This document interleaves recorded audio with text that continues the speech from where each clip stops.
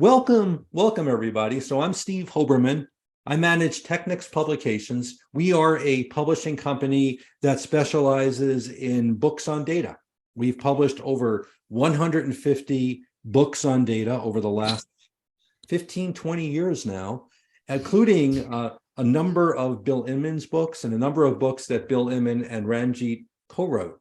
And so today, very happy to introduce Bill Inman and Ranjit Srivastava, who are the co-authors of the Data Lakehouse architecture. And they are they've actually co-authored several books together. This latest book brings together some of the learnings from the prior book and also talks quite a bit about the architecture of the Data Lakehouse.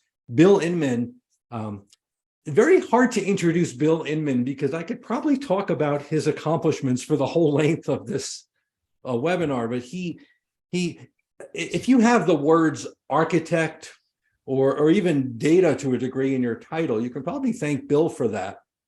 I remember the first time that I heard Bill Inman talk was back in 1994 and 95 in New York City, filled house, probably 1,000 people in the room. And I went to the front row to try to be close and hear what he was talking about with this new thing called a data warehouse. And it was interesting too. Last week, my daughter was taking a class at college and they were quoting Bill Inman in some of his work. So that was wonderful to see as well.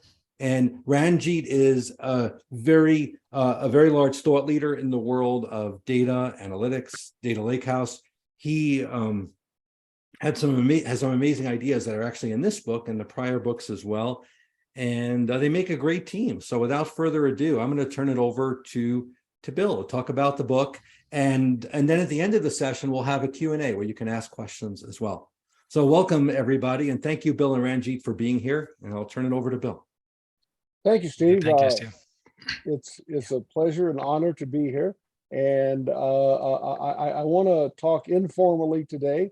And when I see the book, Data Lakehouse Architecture in front of us, it represents to me the latest step in data architecture for our community. Let me talk a little bit about data architecture and its evolution. In the beginning, we had applications, and applications served great purposes. We still have them today. But what we discovered with applications was that there was a need for enterprise data, and applications do not bring you enterprise data. And so there was this notion that we needed enterprise data. Why did we need enterprise data? Because corporations were asking simple questions about the corporation, such as how many customers do we have? What kind of products do we have? What kind of sales do we have? And all of the applications put together couldn't answer those questions. And that was the real impetus for the thing called the data warehouse. And the data warehouse was an attempt, and still is an attempt today, to be able to answer enterprise questions, which, as far as I can tell, every organization needs. Now, data warehouse is great. I love data warehouse, and I hope the things that I've said over the years have been true and are true today. However, the world has progressed. When you look at data warehouse, what you see in data warehouse is structured data. Data warehouse talks about, deals with, and examines and shows how to integrate structured data. But when you look at the world today is, quite frankly, a lot more than structured data. There's a whole lot more to what we're doing today. Now, don't get me wrong, structured data is still very important. You still got to have that information in structured data. But there are other kinds of data out there that need to be thought about and brought together. In particular, there is textual data. People are discovering that there is a world of wealth of information in the form of text. And text has been something that has been neglected or ignored by our community for many years. And that's a shame because there is great opportunity and business value to be found in text. Now, we do have technology. I don't want to get hung up on this today, but we do have technology that can take raw text and turn it into useful, valuable information. But there's another kind of data out there that is also valuable, and that's called analog or IoT data. Now, analog or IoT data is data that is found and generated by machines.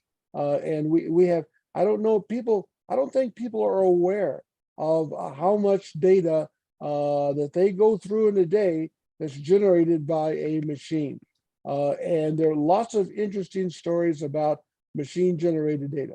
So when you look at data architecture in the year 2023, what you find is it's not just structured data, it's also textual data, and it's also data coming from machines. And so this is the foundation of the thing called the data lakehouse. Now, we have to talk, when we talk about data lakehouse, about something called data lakes. A while back, certain organizations came along and said, what we need to do is just take our data and dump it into a data lake. And in doing so, the end user can go and find the data and start to do analytical processing. And this was an idea that was generated by certain vendors that are out there. It turns out that data lakes are one of the worst ideas that has come along in a long time. And we could go on and on about the deficiencies of just taking data and dumping it somewhere and hoping somebody can make use of it. That is a really, really bad idea. And so what we find is that, gee, we do have all of these different kinds of data. How do we make use of analytical data for coming from analog processing, from text, and coming from a structured environment? And so what we need to do is form something called a data lakehouse. Now, data lakehouse sounds like data lake, but they're not.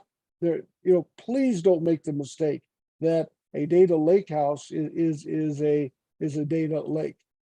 And so we find that we want to do things to the data lake to turn it into something that's useful, a data lakehouse. So what are the kind of things that we have to do? Well, there's a lot of things we have to do, but there are two things right off the top of my head we have to do. We have to create something called an analytical infrastructure. We've got to be able to go into our data lakes and understand what's there. Now, when it comes to structured data, we have metadata that most people are familiar with.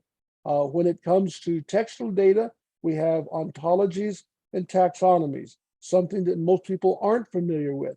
And when it comes to your analog data, we have something called a distillation process that's necessary. So in order to put data meaningfully into a data lake, we need to integrate our data coming from the different sources. So that analytical infrastructure is the first thing we need. The second thing we need to recognize is that we can't just put raw data into the data lake and expect it to meet our demands. We need to be able to go into the data lake environment and make sure the data is integrated.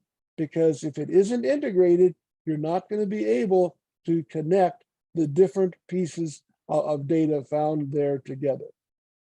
And so Ranjit and I wrote a book a while back on the data lakehouse. and that was an introduction to the Data Lakehouse. And the book was very well received, and I want to thank everybody for that. However, after going back and reading the book, I and Ranjit recognized that there was more to it than that was found in the first book. I kept getting questions from people from all over about this and about that and about the other, and I recognized that we needed a better, more complete explanation of what a data lakehouse is and ought to be. And so that's what this book is. It's the latest and greatest architectural rendition of the data lakehouse. And so that's a little bit of background about how all of this came about. And I think that I think that now would be a really good time for my co-author and friend Ranjit to talk about some of the ideas that he put into the book. Ranjit, it's all yours. Hey, thanks, Bill. Thanks, Steve. So, Bill, you have shown complete picture about the book, but still, I would like to add here that it is all about modern data management and the data modernization aspects of industrial data. So far, we have seen data warehouse, data lake, data marts. This is the next level of data management where all enterprise data needs are actually catered so far. So we have talked about a lot of paradigm around creation of a lake house, why, how, and when it is needed, what kind of data requirement and can be fulfilled and how it can be fulfilled. We have taken it from data characterization to how to analyze your business data, enterprise data, how this machine generated data can be brought to a level where you get the insights and wisdom out of it, dynamics of complete data lakehouse processing, and many more. So, I mean, we have tried giving a couple of new things which has never been talked so far, which we tried covering. That the moment it comes to data management, it is not only the aspects which are known. There are a lot of aspects which we can further optimize, bring it to a level where it can be leveraged well across industry, and obviously for the benefit of enterprise.